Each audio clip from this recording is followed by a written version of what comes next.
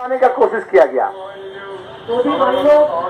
ये 100 साल पहले अमेरिका में, आज का जो अमेरिका देख रहे हैं, वहां सादा और काला का मामला लेकर के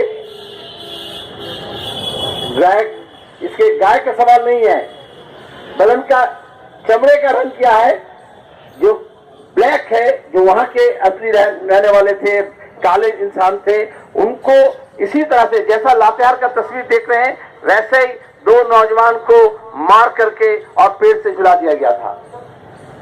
मैं पार्लियामेंट में ये बात बोला कि पूरे दुनिया में लोग इस नफरत के खिलाफ आवाज उठाए। मामला हिंदू मुसलमान का नहीं था, मामला गाय बछड़े का नहीं था, उसे बोलते हैं मेजोरिटेरियनिज्म। हम जो अक्सर अकलियत है उसके अंदर एक एहसास कमतरी वो पैदा करें, एक डर और भय का माहौल पैदा करें।